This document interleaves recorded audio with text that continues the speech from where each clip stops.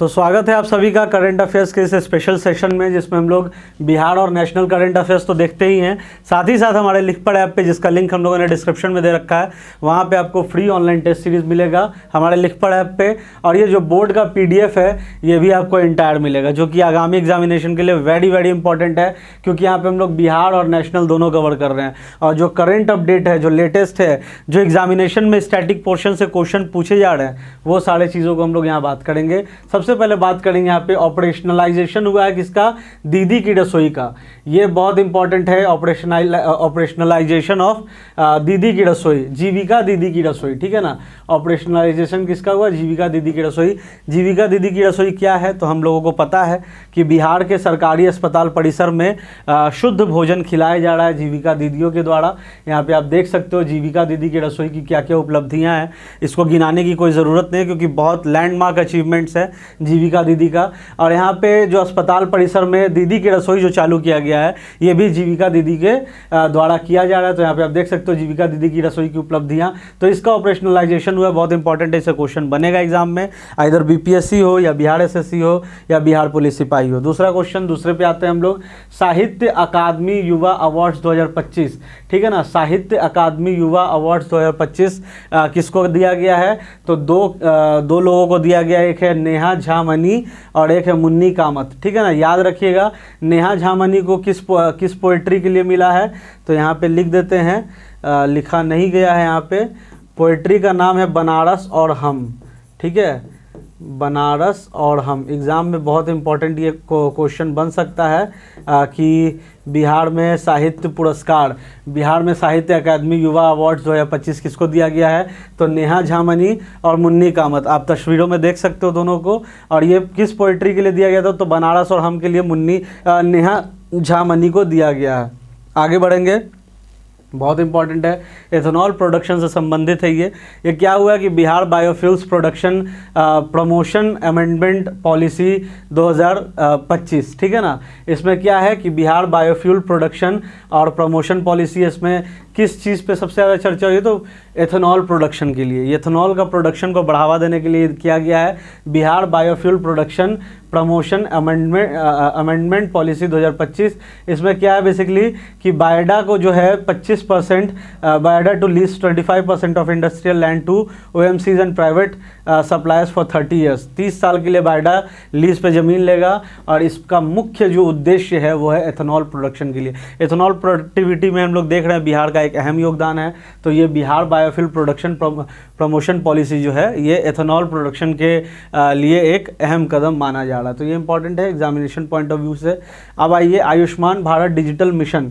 Ayushman Bharat digital mission की भी खूब चर्चा हो रही है।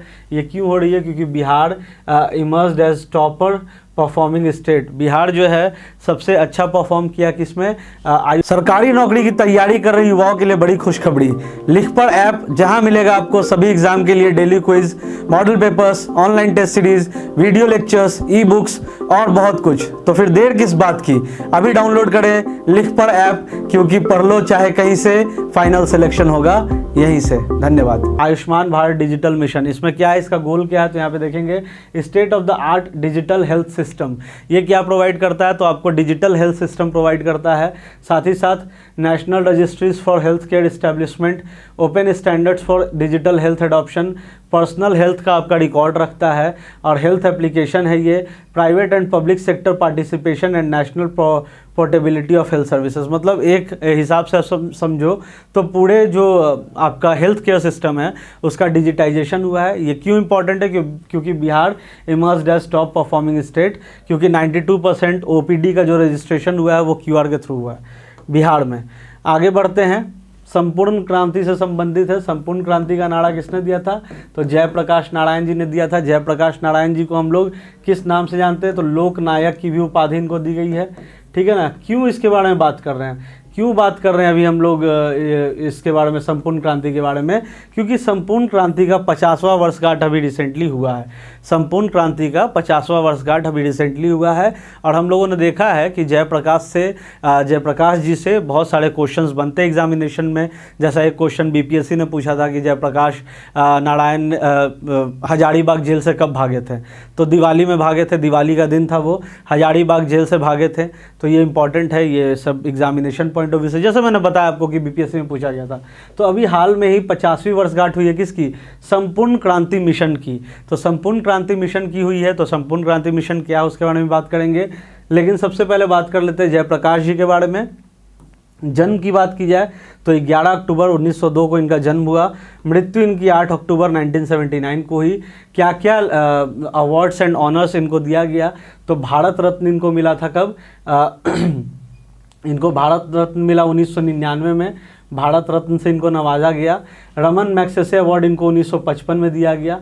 ठीक है ना, दो इंपॉर्टेंट इनको अवार्ड्स एंड ऑनर्स मिला। एक भारत रत्न जो सर्वोच्च सम्मान होता है वो इनको दिया गया था, मरणोपरांत दिया गया था, और रमन मैग्सेसे अवार्ड 1955 में दिया गया था पब्लिक सर्विस के लिए। दो ये इंपॉर्टेंट है। और भारत रत्न क्यों दिया गया था? पब्लिक अफेयर्स के लिए दिया गया था, इंपॉर्टेंट है। जेपी नारायण के कुछ लिटरेरी वर्क्स कौन कौन से थे? टुवार्ड्स स्ट्रगल 1946 इन्होंने लिखा था। माई पिक्चर ऑफ सोशलिज्म 1946 इन्होंने लिखा था। सोशलिज्म टू सर्वोदय 1957 में इन्होंने लिखा था।